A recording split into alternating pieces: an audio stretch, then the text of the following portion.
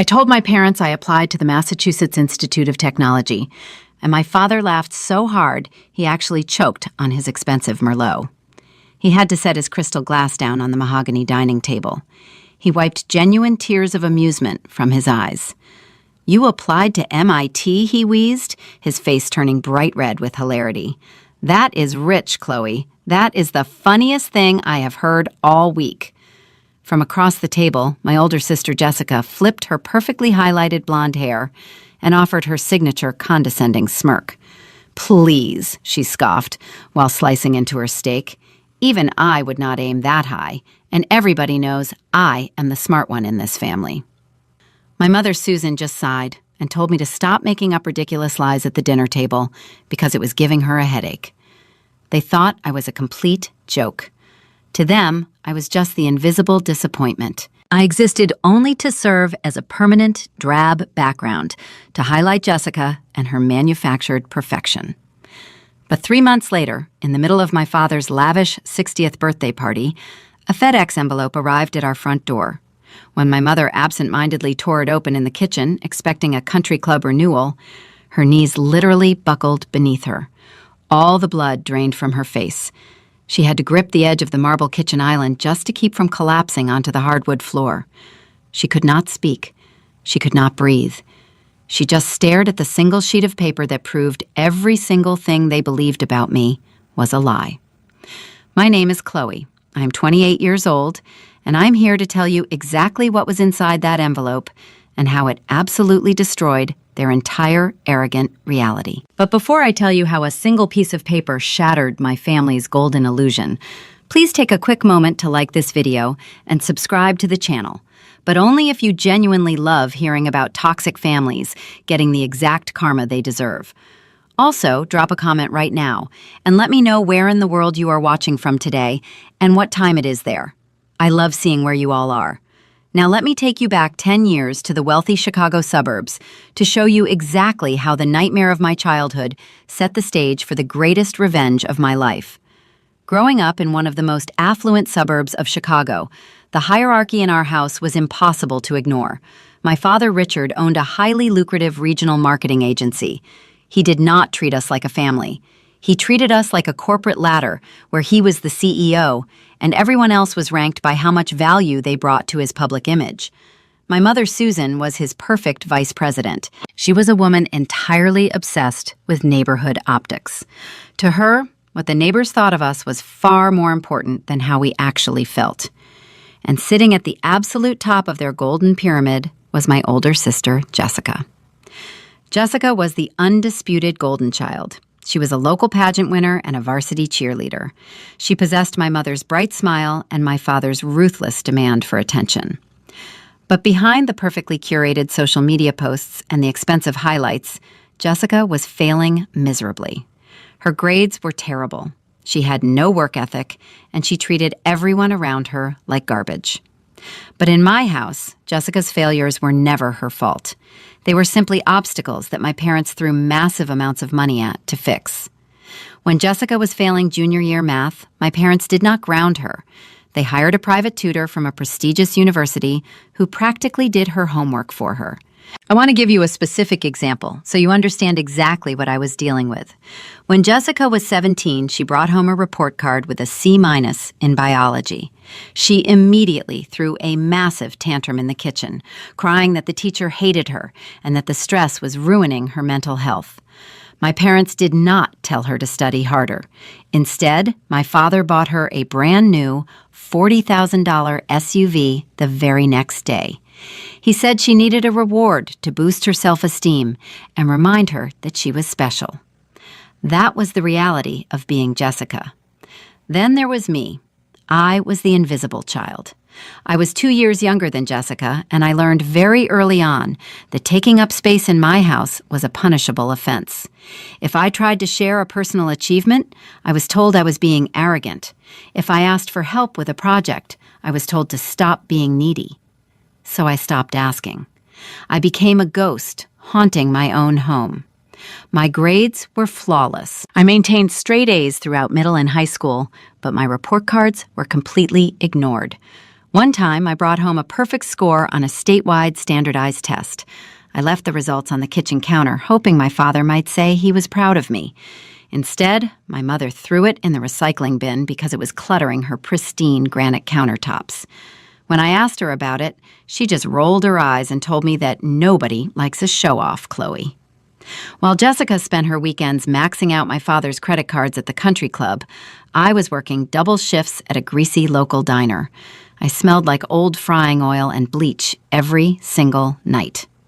I worked those shifts because I knew my parents were never going to fund my interests. They happily paid $500 a month for Jessica's hair extensions. But when I asked for a new computer for school, my father told me to get a job and learn the value of $1. So I did. I saved every single minimum wage paycheck plus my meager tips until I could afford a refurbished Dell laptop. It was clunky and the battery barely held a charge, but to me it was the most valuable thing in the world. It was my escape hatch. I spent my nights hiding in my small bedroom with the door locked and the lights off. While the rest of my family watched movies downstairs and laughed together, I sat in the dark, illuminated only by the glow of my cheap screen. I taught myself how to code. I started with basic HTML and moved on to Python. I became obsessed with data modeling and predictive analytics. I loved the absolute logic of coding. In my family, the rules constantly shifted depending on Jessica's mood or my father's temper. But in programming, the rules were solid. If I wrote the code correctly, the program worked. If it failed, it was because of a logical error, not because the computer simply preferred my sister. Data did not play favorites. I started building small predictive models using open-source datasets. I analyzed retail trends and local real estate markets just for fun. I found a massive online community of developers who actually valued my input. For the first time in my life, I felt smart. I felt capable. I knew that education and technology were going to be my only ticket out of their suffocating control. I decided right then that I was going not just to college, but to the best engineering school in the country. I wanted to surround myself with people who cared about intellect rather than neighborhood gossip and designer handbags. But keeping my ambitions a secret was exhausting. I had to pretend to be the unremarkable daughter they all believed I was. I intentionally wore baggy clothes and kept my hair tied back in a messy ponytail so I would not draw any unwanted attention from my mother. When my father hosted his wealthy clients for dinner parties, I was usually told to stay upstairs. My mother would actually say, "Chloe, you do not have the right energy for this crowd.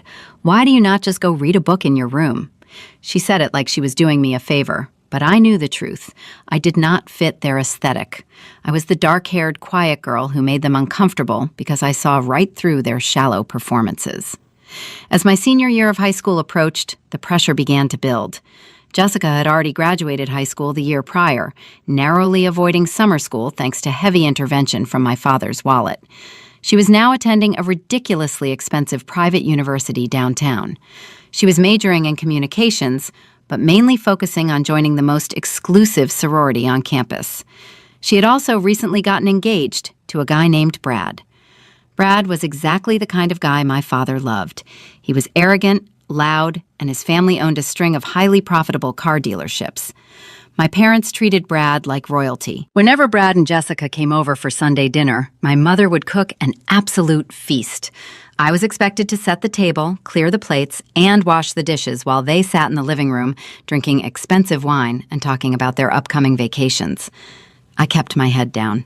I focused entirely on my early action college applications. I poured every ounce of my trauma and my determination into my personal essays.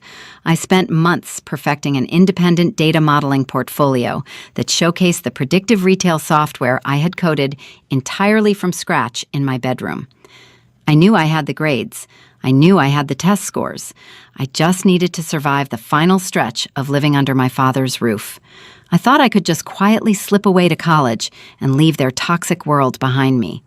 I planned to get my acceptance letter, apply for whatever financial aid I could get, and walk out the door without looking back. I believed that if I just stayed out of their way, they would let me leave in peace. I was incredibly naive.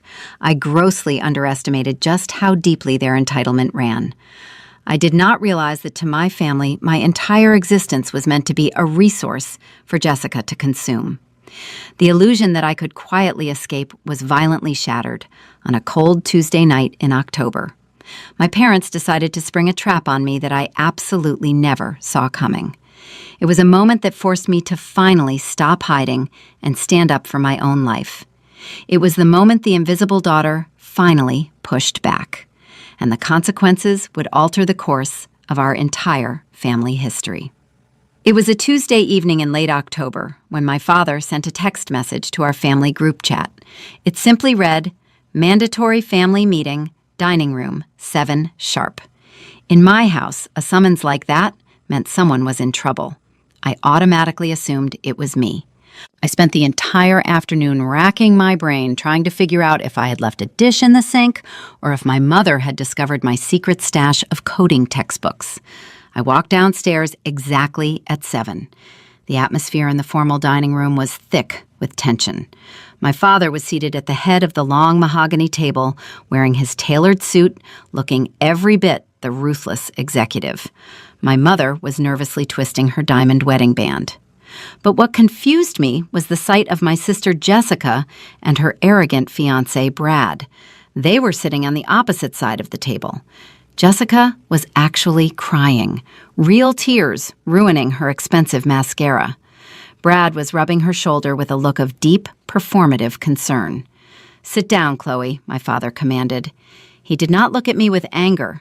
He looked at me with the cold, calculating expression he used when he was about to restructure a failing department at his marketing firm. I pulled out a heavy wooden chair and sat down, keeping my hands folded in my lap. "Your sister is going through a very difficult transition right now," my father began, his voice echoing in the large room. "It has come to our attention that her university is not providing the supportive environment she needs to thrive. The academic pressure is completely unreasonable, and the administration has been entirely uncooperative." I stared at him, trying to translate his corporate spin into reality. Translation? Jessica was failing out. I knew for a fact that she had skipped most of her midterm exams to attend a week-long sorority retreat in Cabo. Furthermore, my mother chimed in, her voice shaking slightly, there has been a misunderstanding regarding Jessica's tuition payments. The funds we allocated for her fall semester were accidentally redirected toward other necessary expenses. Another translation, Jessica had blown her entire tuition money on designer clothes, luxury vacations with Brad, and ridiculous country club bar tabs. She had essentially embezzled her own education fund, and the university was kicking her out for non-payment and academic failure. Any normal parent would have grounded her, demanded she get a job, and forced her to pay it back. But in the world of Richard and Susan, Jessica was a victim of circumstance. "We are pulling her out of that toxic university immediately," my father announced. "We have arranged for her to take a semester off to focus on her mental health and plan her wedding."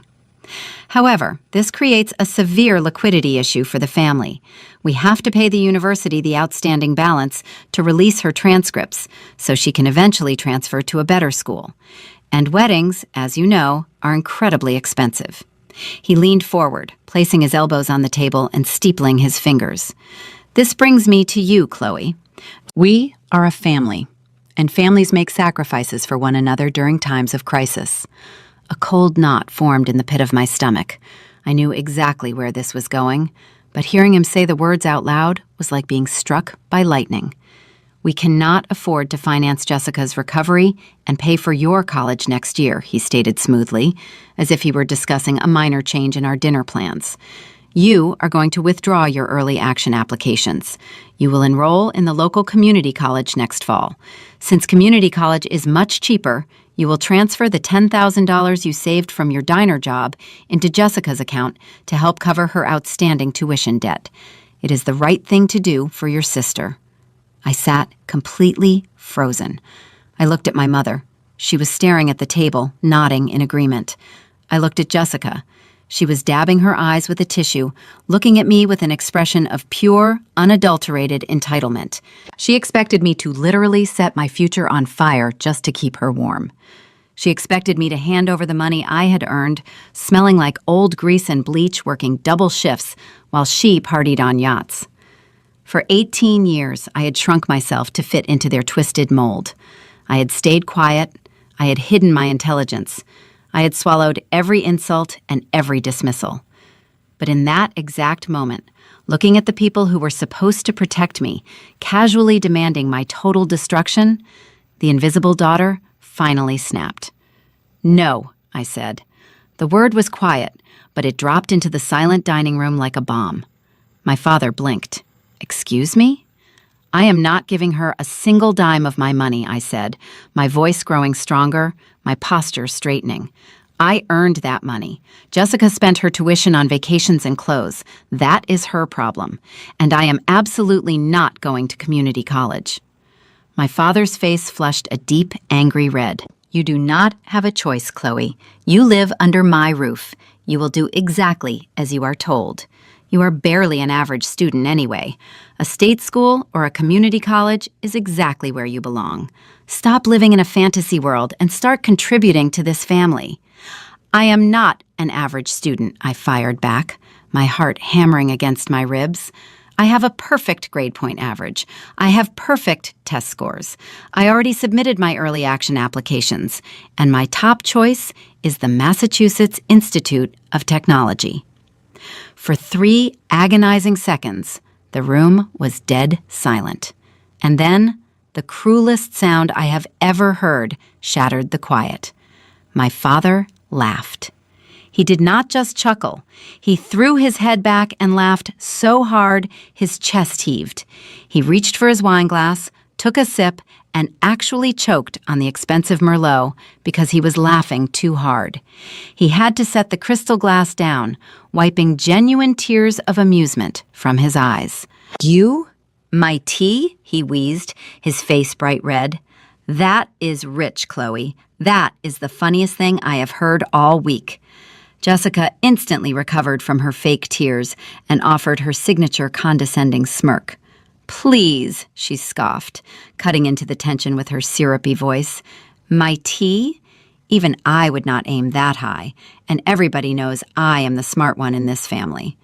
Brad chuckled, shaking his head. "Come on, Chloe, let us be realistic. You should listen to your dad. The world needs people to serve coffee, too." My mother sighed heavily, massaging her temples. "Stop making up ridiculous lies at the dinner table, Chloe. You are giving me a migraine. Just agree to the transfer so we can move on with our evening." I stared at them. They genuinely believed I was delusional.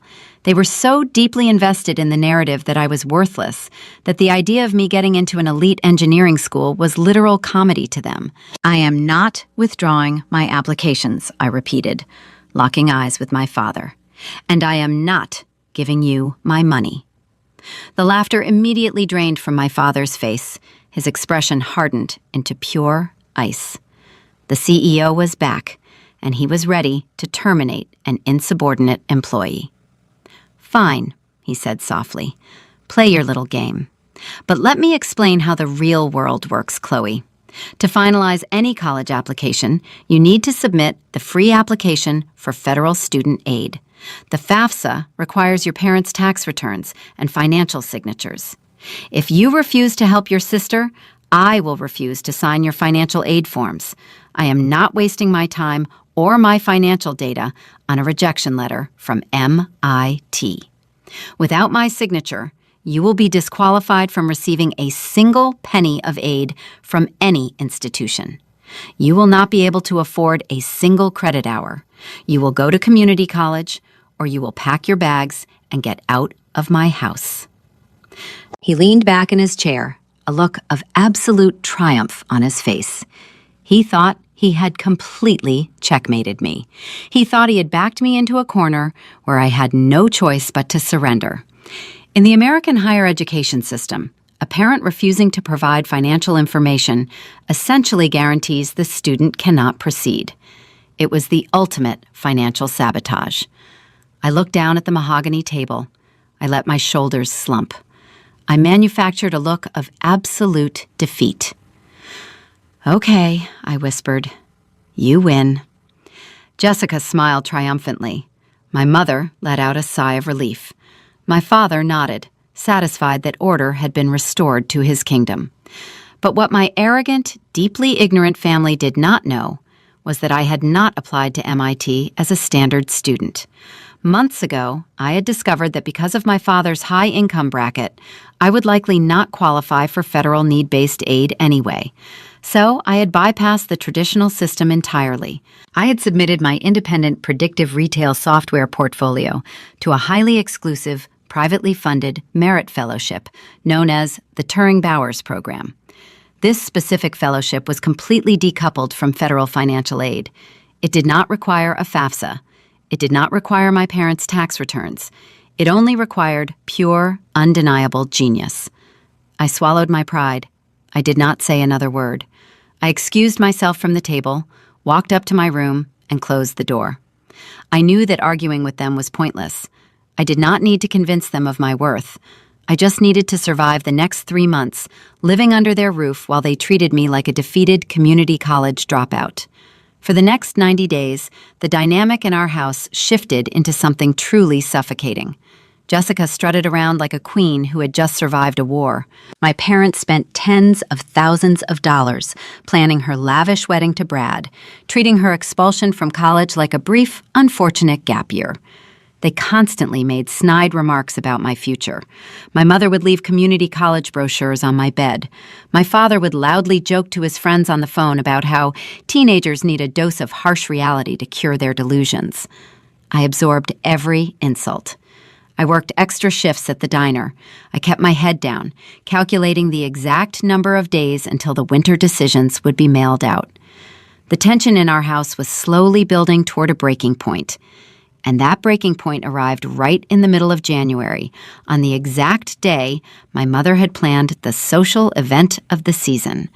It was my father's 60th birthday party.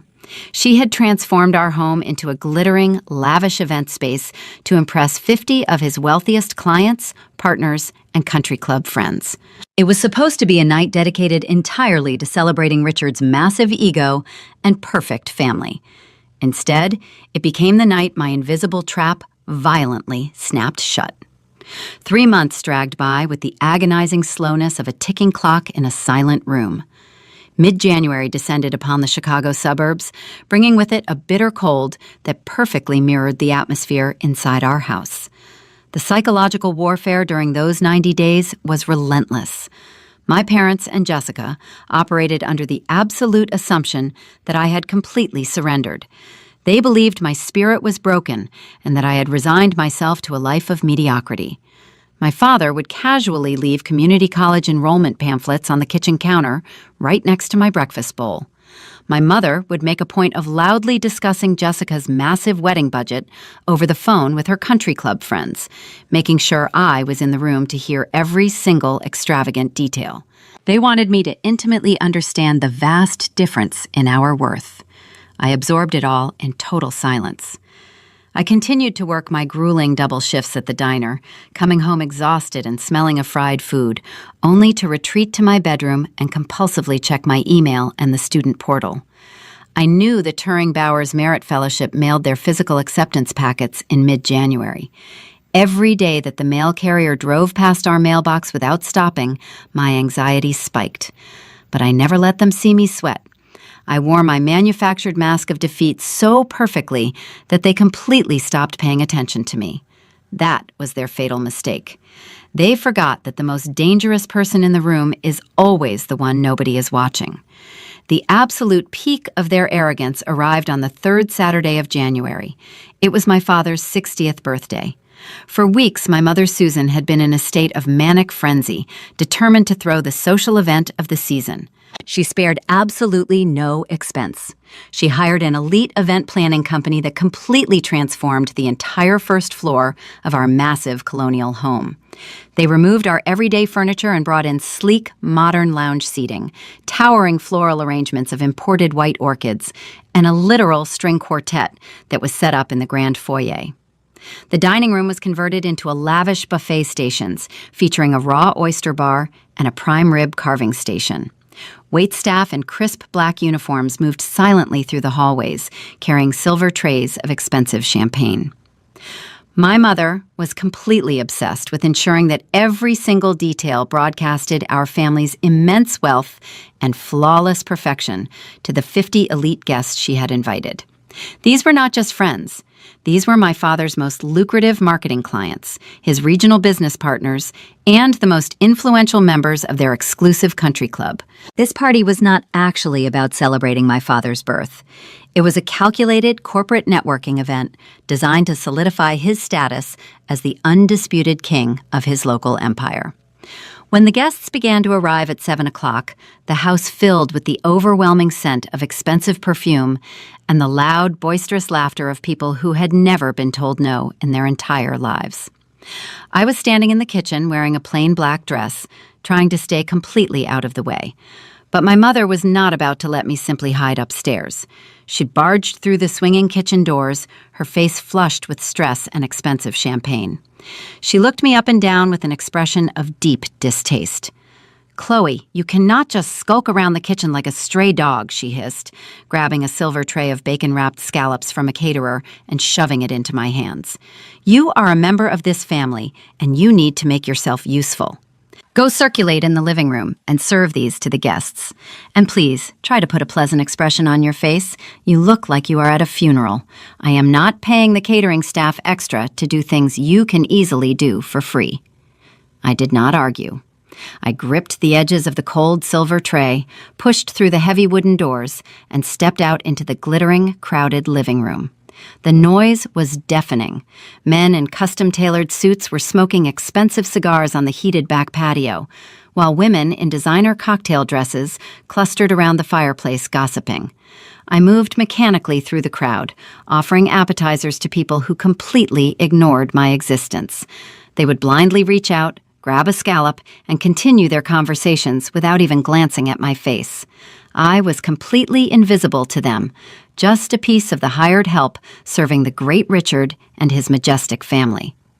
From across the room, I spotted my sister Jessica holding court. She was wearing a stunning, incredibly expensive silk dress that my father had bought specifically for this occasion. She was clinging tightly to her arrogant fiancé, Brad, laughing loudly at something one of my father's wealthy clients had said. She was completely in her element, absorbing the attention like a sponge. I watched as she loudly bragged to a group of executives about her brand-new career path. My father, desperate to cover up the fact that she was currently a college dropout, had essentially purchased a prestigious internship for her at a partnered marketing firm downtown.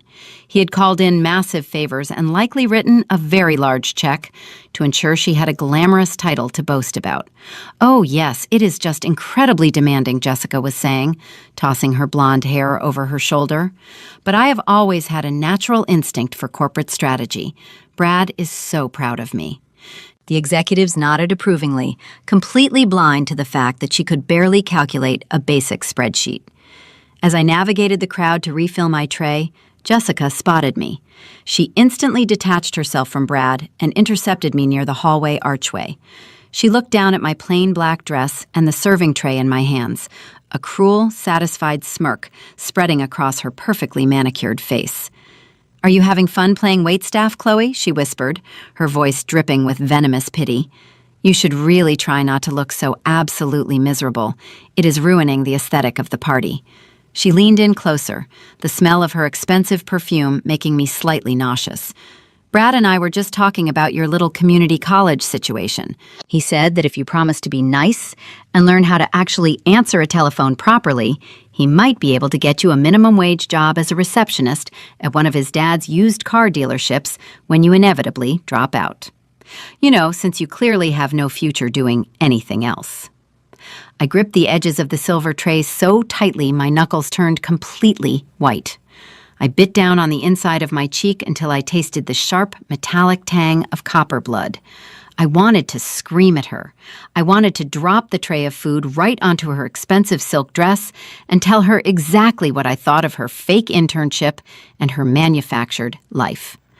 But I forced myself to remain completely silent. I took a slow, deep breath, maintaining a perfectly blank expression. "Thank you for the generous offer, Jessica," I said softly. I will be sure to keep it in mind." I turned and walked away before she could say another word, leaving her standing there looking slightly disappointed that she had not provoked a reaction. By 9 o'clock, the party had reached its absolute peak. The string quartet had transitioned to playing lively classical covers of pop songs, and the champagne was flowing like a river. My father decided it was the perfect moment to command the room. He stepped up onto the bottom step of our grand curved staircase, tapping a silver spoon against his crystal glass. The sharp, high-pitched ringing instantly cut through the loud chatter. Slowly, the 50 wealthy guests turned their attention toward him, raising their glasses in anticipation. Thank you all for being here tonight," my father began, his deep, booming voice projecting effortlessly across the massive living room. His face was flushed with alcohol and the sheer intoxicating thrill of having all eyes completely fixed upon him. Looking around this room, seeing my esteemed colleagues, my most trusted partners, and my beautiful family, I am reminded of what it truly takes to build a legacy.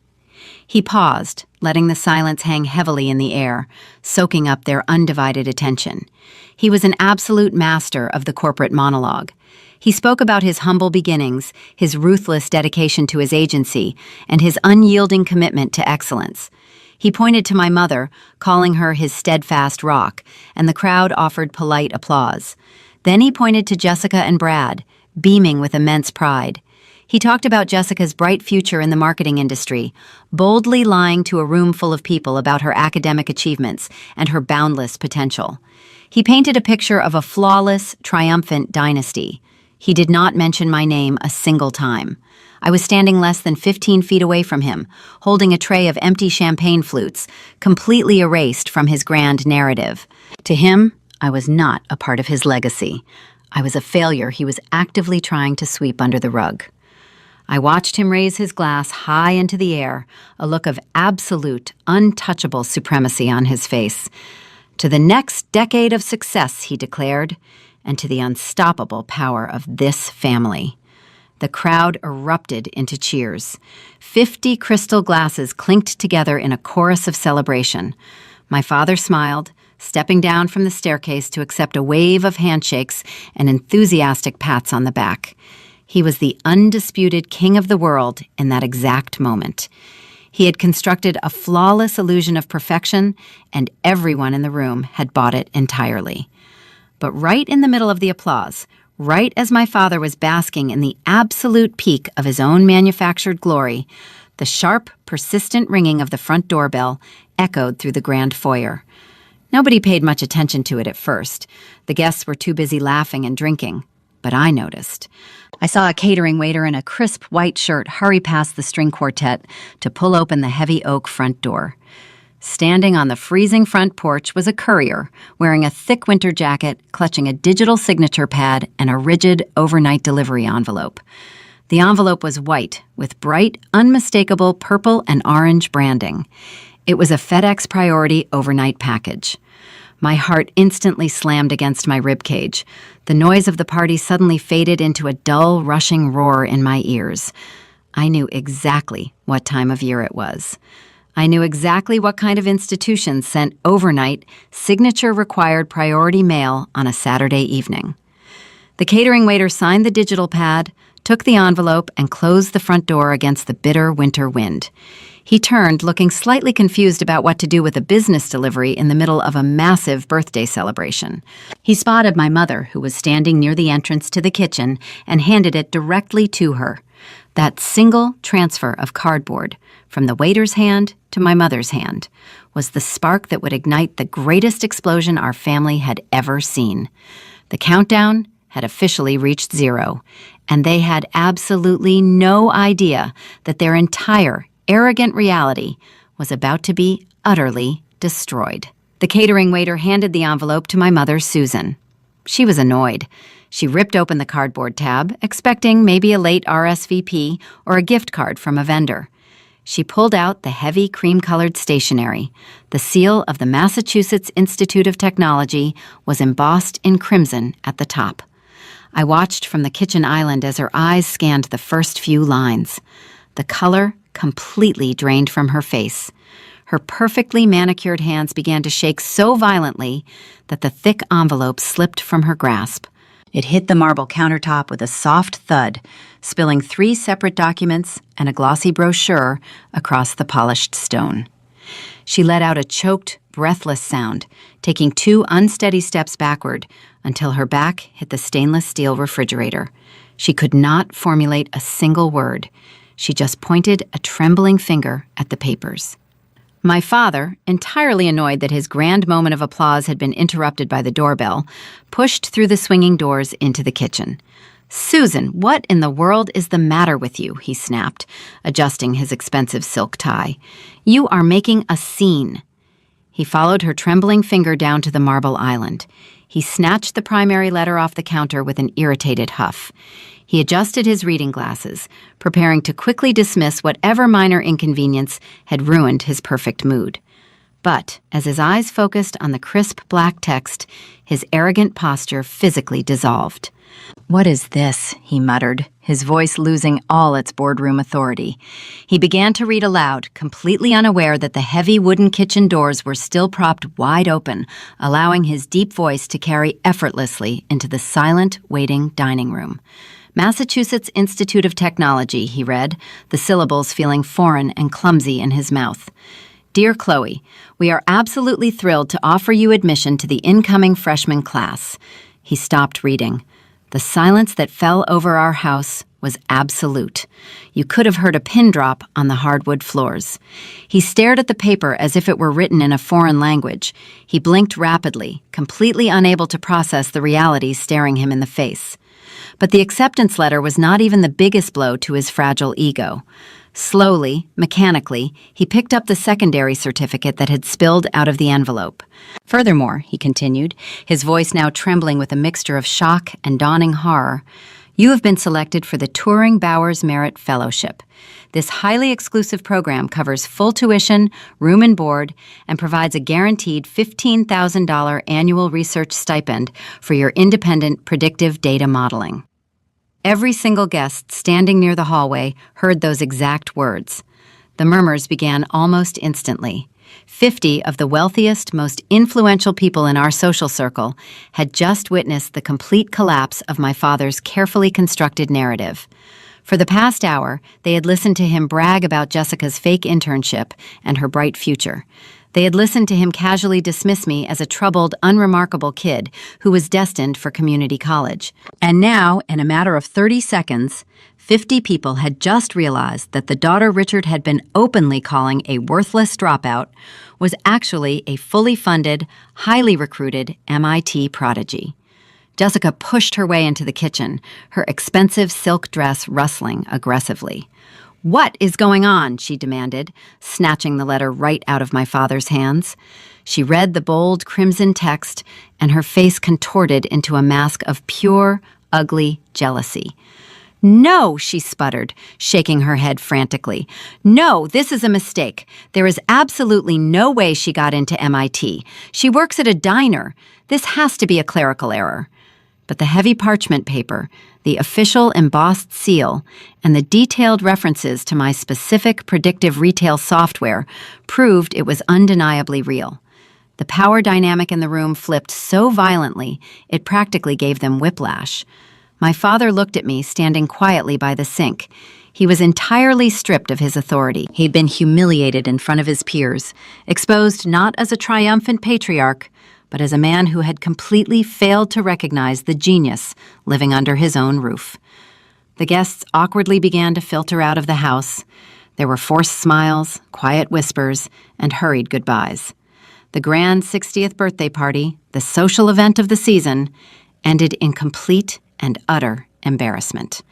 Nobody wanted to stick around to witness the nuclear fallout. Within 30 minutes, the house was entirely empty, except for the catering staff quietly packing up the buffet and my family standing in the living room. I thought that reading that letter might actually change something. I thought that maybe, for just one single second, my father would look at me with genuine pride. I thought he might finally realize how hard I had worked, how much I had endured, and offer me a simple congratulations. I was so incredibly wrong. Once the final guest closed the front door, my father's shock did not mutate into pride or apology. It mutated back into pure, toxic entitlement. He paced back and forth across the Persian rug, running his hands over his face, trying to figure out how to regain his dominant posture. Finally, he stopped and turned to face me. He crossed his arms over his chest, adopting the cold, calculating CEO persona once again. "Well," he said, his voice flat and commanding, "this is certainly an unexpected development. But let us look at the logistics here. Since your tuition and housing are now fully covered by this private fellowship, you obviously will not be needing the $10,000 you saved in your college fund. You will transfer those funds to Jessica tomorrow morning so she can pay off her university debt." I stared at him, my brain struggling to comprehend the sheer audacity of his demand. He was not finished. "Furthermore," he continued, pointing a finger at me, "you will receive a $15,000 cash stipend every year. That is far more money than an 18-year-old needs for living expenses. You will send Jessica half of that stipend every semester to help her pay for her new apartment with Brad and cover her wedding expenses. It is the least you can do, considering you have essentially humiliated us in front of my entire professional network tonight by keeping this a secret." He was not asking for a favor. He was dictating terms. He was demanding that I subsidize his golden child with the merit money I had earned through years of grueling, isolated hard work. He wanted to drain my success to fund Jessica's failures. He looked at me with absolute expectation, waiting for me to nod, to shrink, to apologize for being successful, and to hand over everything I had built. I looked at the man who had laughed until he cried at my dreams. I looked at the mother who had thrown my perfect test scores into the recycling bin. I looked at the sister who had mocked me just 2 hours prior, telling me I was destined to answer phones at a used car dealership. And finally, I felt the heavy, suffocating chain of my childhood completely shatter. "No," I said. The word was quiet, but it was absolute steel. My father's eyes narrowed. "What did you just say to me?" "I said no," I repeated, taking a step forward. "I am not giving Jessica my savings. I am not giving her my stipend. I am not giving her a single penny. You laughed at me. You told me I was a delusional failure. You refused to sign my financial aid forms just to sabotage me. And now you want to steal the reward I earned completely without you? Absolutely not." My father's face turned a violent shade of purple. He took a threatening step toward me, his voice escalating into a deafening roar. "You ungrateful little brat! If you walk out that door, if you disobey me and hoard this money for yourself, you are cut off from this family forever. Do you understand me? I will wipe my hands of you. You will have no home to come back to. You will be entirely on your own." He thought the threat of abandonment would terrify me. He thought the idea of losing my family would force me to submit. He did not realize that they had already abandoned me years ago. Being cut off from them was not a punishment. It was a complete rescue mission. I walked over to the kitchen island and picked up the FedEx envelope containing my future. I held it tightly against my chest. I grabbed my winter coat from the hallway closet. I opened the heavy oak front door, letting the freezing January wind whip into the warm, lavish foyer. I looked back at them one last time. My father was breathing heavily, his fists clenched. My mother was silently crying, mourning the loss of her perfect image. Jessica was glaring at me with pure hatred. "Watch me," I whispered. I stepped out into the freezing night and pulled the door firmly shut behind me. I walked down the long paved driveway and never looked back. I left that night with nothing but a refurbished Dell laptop, a few bags of clothes, and an ironclad determination to never rely on anyone ever again. I was entirely alone, but for the first time in my life, I was finally free. But walking away was only the beginning. I had to survive MIT, build an empire from absolute scratch, and prepare for the day my toxic family would inevitably come crawling back. Because the universe has a very specific way of delivering karma, and 10 years later, they would walk right into a trap they never saw coming. Let us move forward to the silent ascent. I moved to Cambridge, Massachusetts with exactly 2 suitcases, my old laptop, and a bank account containing the $10,000 I had fiercely protected. The transition from a toxic household to the hyper-competitive environment of MIT was a massive shock to my system. But I was completely in my element.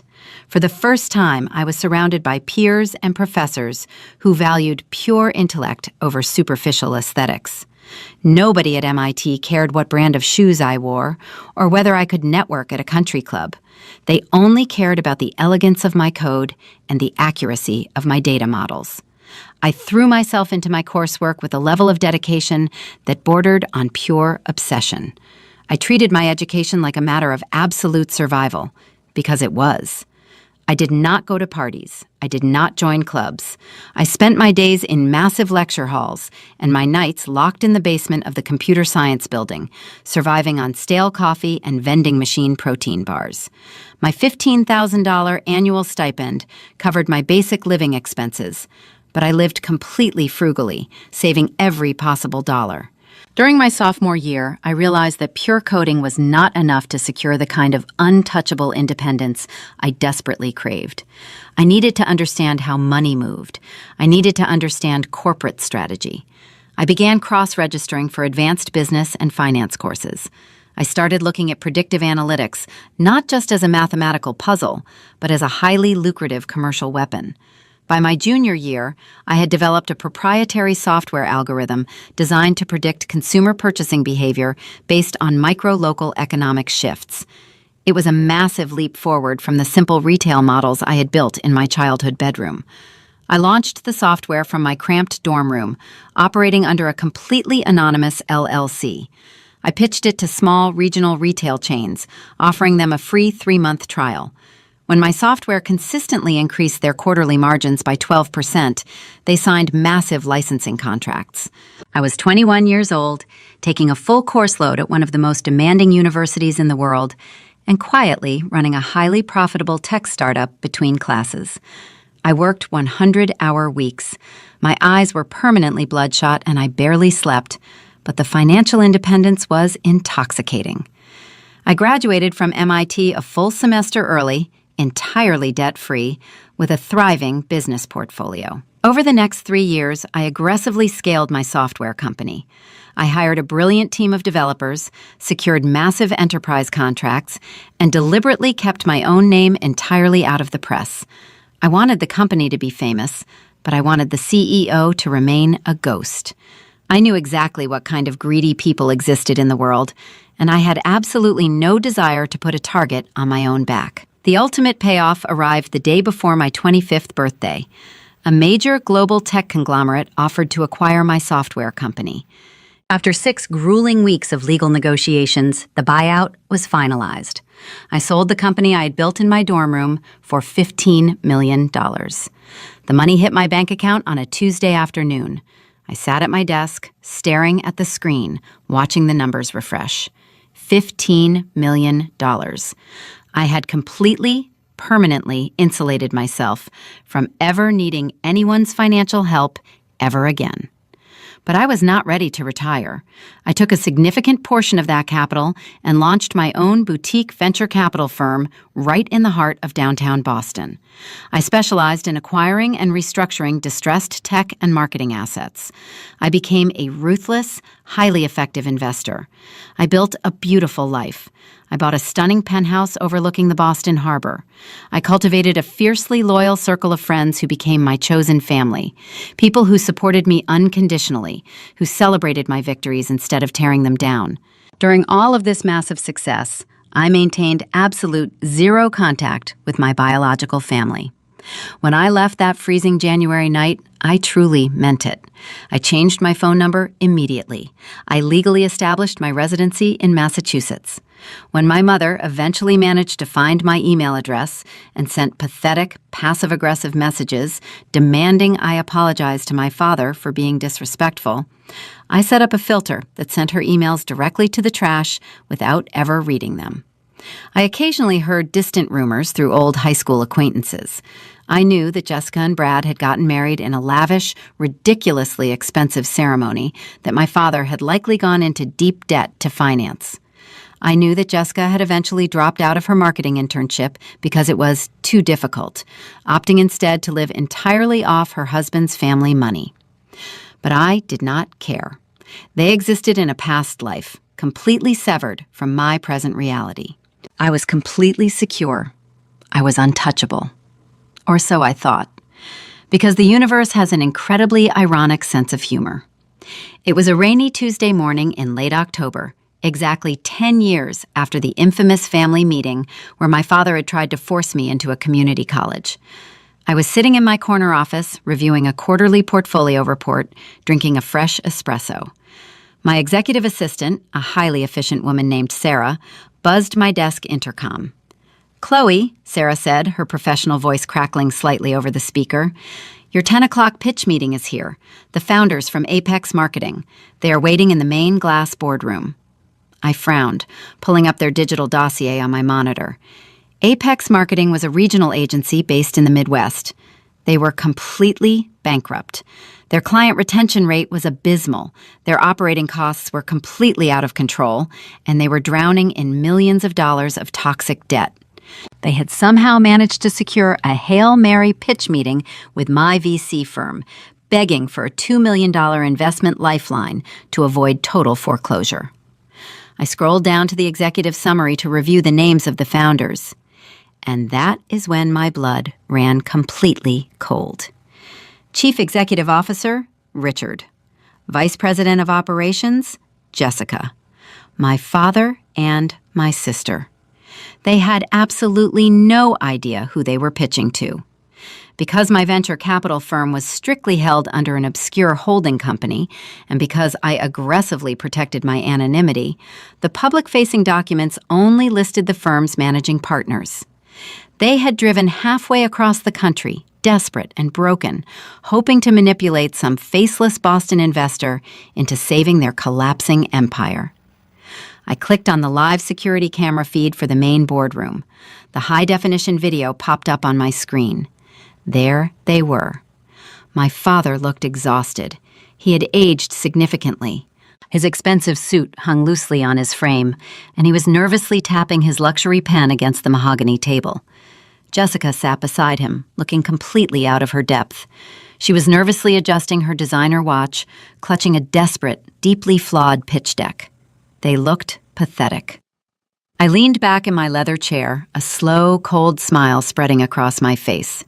For 10 years, I had built my empire in total silence. I had waited patiently, and now the golden child and the arrogant king had walked directly into the absolute center of my domain.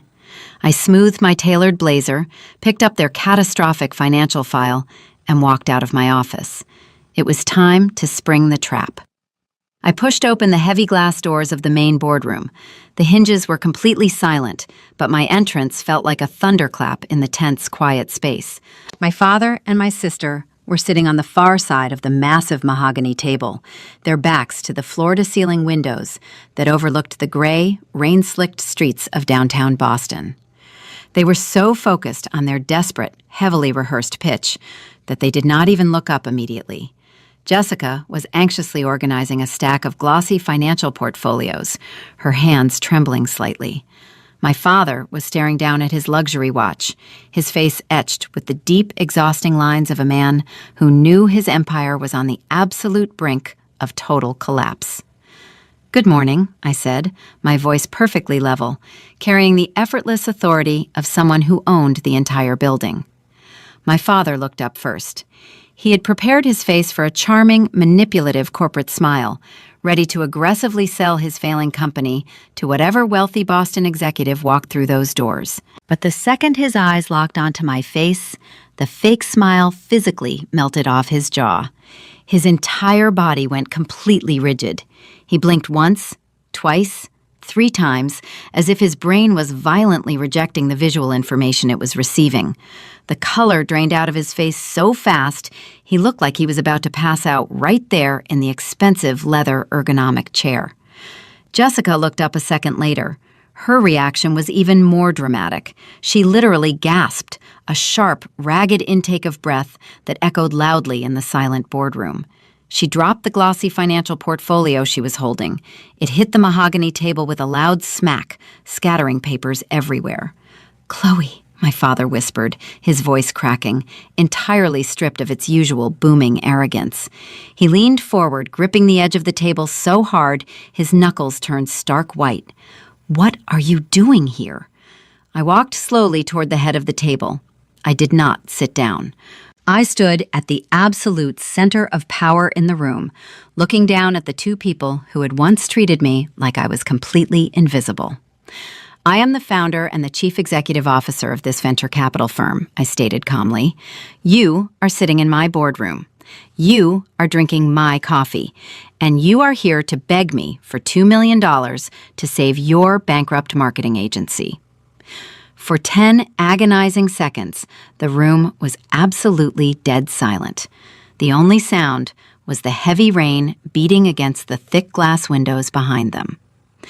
I watched their minds desperately trying to process the magnitude of the situation.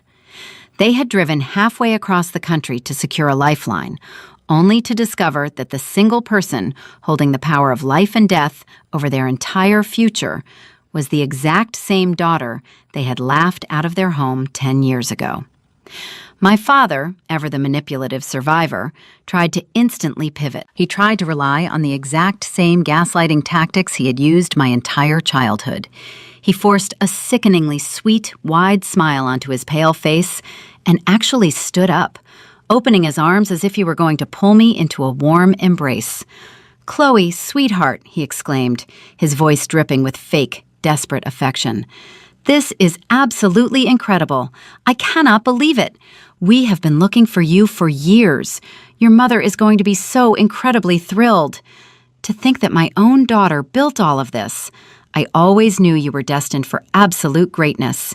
We are so incredibly proud of you." I did not move a single muscle.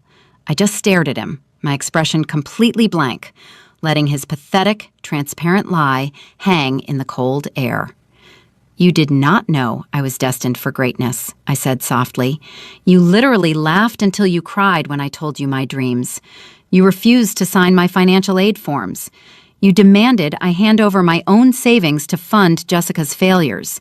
You told me I was a delusional, average teenager who belonged at a local community college. Do not stand in my office and pretend you ever believed in me for a single second." His fake smile faltered, but he was too desperate to give up. He sat back down, his posture shrinking. "Chloe, please," he begged, lowering his voice to a pleading whisper. "That was 10 years ago. I made a mistake. I was stressed about the family finances. I was trying to do what was best for everyone. But we are family. Blood is thicker than water. You have to understand the position we are in right now. Apex Marketing is completely underwater. We have hundreds of employees who rely on us. If we do not secure this $2 million investment by Friday, the bank is going to foreclose on everything. We will lose the house. We will lose the country club memberships. We will be entirely ruined." I shifted my gaze to Jessica. She was visibly shaking, completely unable to meet my eyes. She looked nothing like the arrogant golden child who had mocked my waitressing uniform. She looked small, pathetic, and utterly defeated. "And what is your role in this absolute financial disaster, Jessica?" I asked, keeping my tone strictly professional. She swallowed hard, her voice trembling. "I am the vice president of operations," she mumbled. I picked up their catastrophic financial file from the table and flipped casually through the first few pages.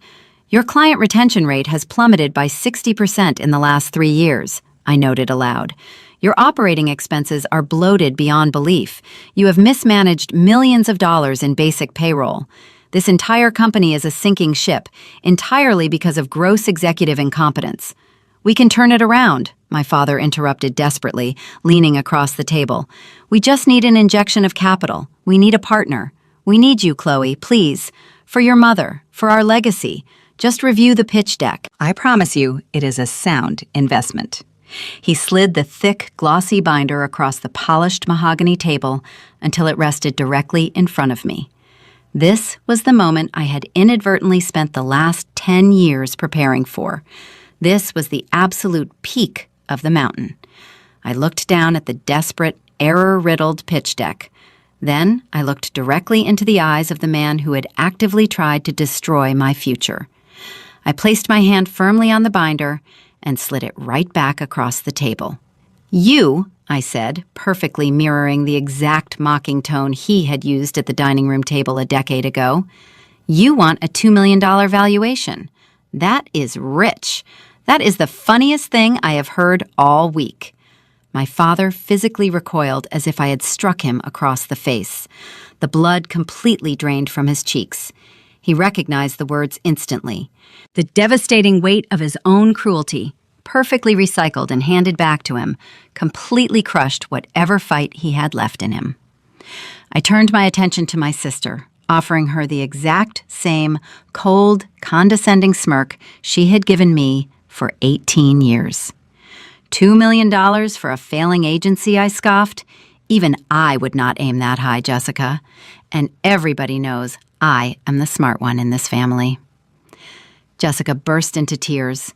She covered her face with her hands, sobbing loudly, completely broken by the reality that her manufactured perfection had finally run out of funding. I reached over to the polished silver intercom panel on the center of the table and pressed the main button. Sarah, I said clearly, please have the security team come up to the main boardroom. The founders of Apex Marketing are finished with their pitch, and they need to be escorted out of the building immediately.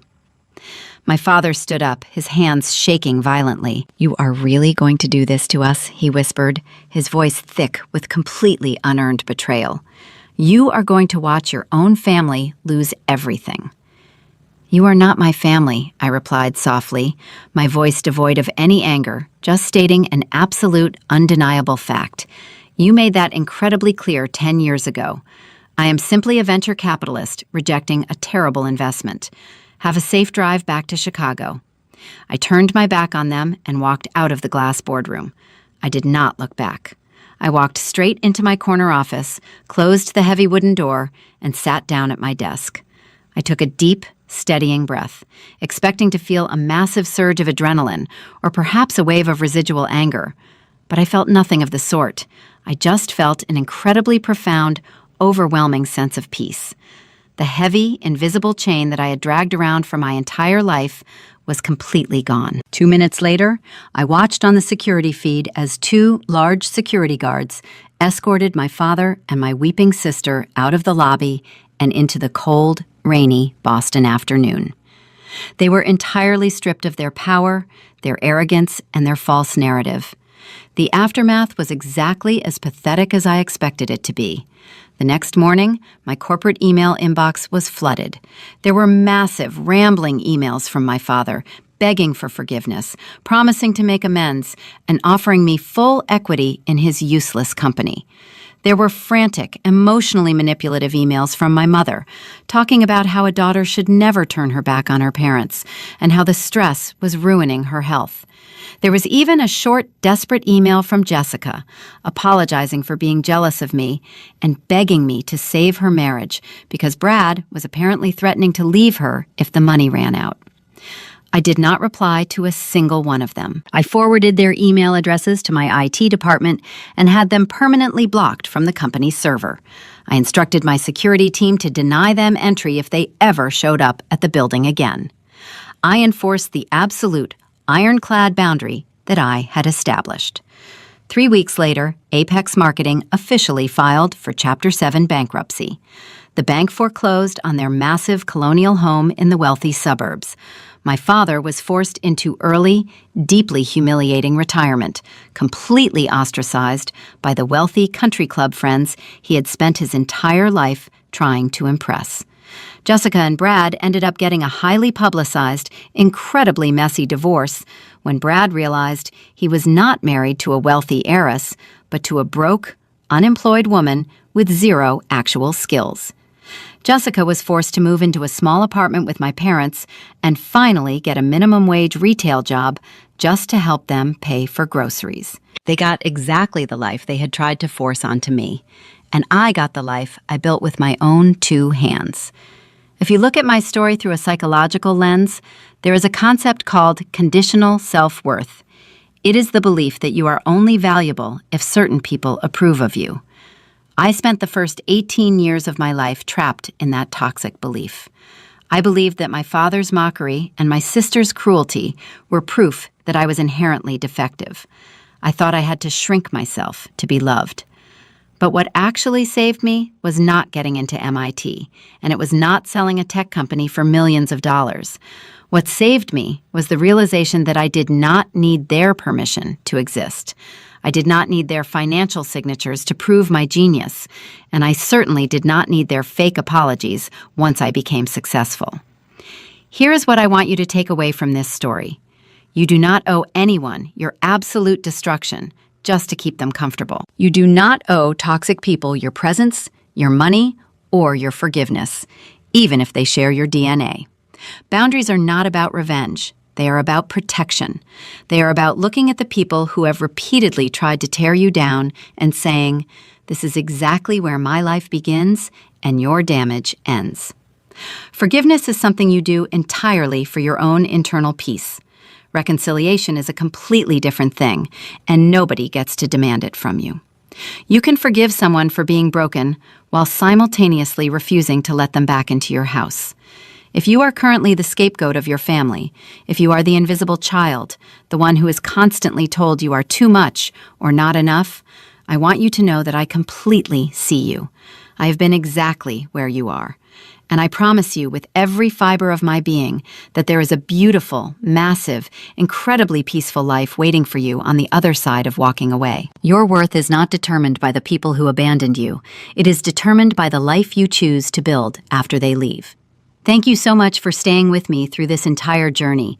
If this story resonated with you, if you have ever had to build your own worth from scratch after someone tried to completely erase it, please hit that like button and subscribe to the channel.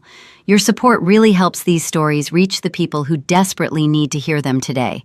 Drop a comment below and tell me about a time you had to set a hard boundary for your own survival. I read every single one of them. And if you need more stories about surviving toxic families and finding your own chosen path, check out the description below. I have linked several more videos that I know you will connect with. Remember, nobody gets to dictate your value but you. Keep building, keep fighting, and never let them pull you back into the dark. Take care of yourself out there. The ultimate lesson we can draw from these journeys of betrayal and triumph is that your fundamental worth is never determined by the people who abandoned you, mocked your ambitions, or treated you as a disposable background character. Because for far too long, many of us are held captive by the deeply toxic concept of conditional self-worth, the damaging belief that you are only valuable if certain people approve of you. However, true family is not defined merely by shared DNA or the obligations of blood, but is genuinely defined by the people who consistently show up for you and offer unconditional acceptance when you need it most, meaning that when you finally decide to walk away from toxic environments, establishing strict boundaries is never an act of petty revenge, because boundaries aren't selfish, they're self-respect. A necessary wall that declares exactly where your new life begins and where their damage finally ends.